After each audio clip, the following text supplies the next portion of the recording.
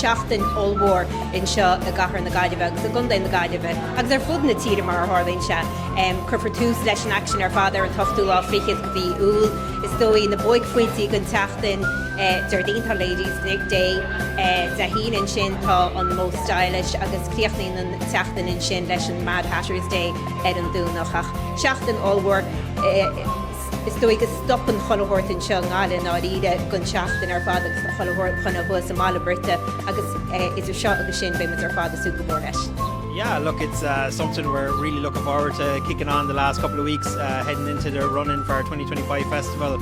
It's once one festival ends, we all start looking forward to the next year, and once we get to this time of year, everybody gets excited. The enclosure is getting busy. The build-up is really kicking off now at this stage, and everybody's coming. People that we haven't probably seen since last year, but that's the great thing about Galway. So many people come back from year to year, and everybody's really proud of what we do and what we put on up in Ballybrit. So yeah, it's something exciting, and it's a great time to be part of it.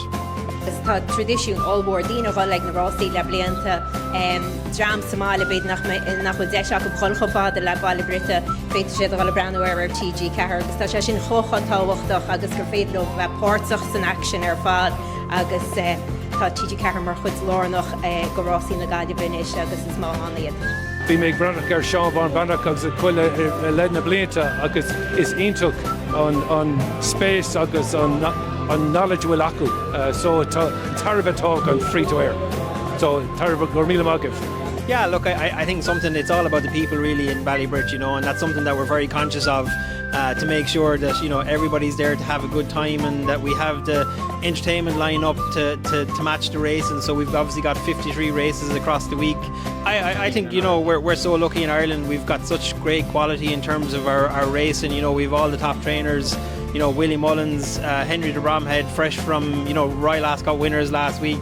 Aidan O'Brien, we have the cream of the crop in terms of racing, and they'll all be targeting Galway, and it'll be fantastic to have them. So that's the great thing about coming to Galway. You get to see some really good racing. Obviously, highlights are the Tote Galway Plate and the Guinness Galway Hurdle, and both valued at 270,000. So we'll be looking forward to those.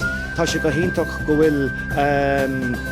bhfuil an festival le teacht go tappaí agus tá sé géanta ar fad le haid gach duine, le haid trainers, jockeys agus le haid na phobal go léir. I'd say get your shoes on, get your tickets bought, and get up to Ballybrit, and you'll have some fun.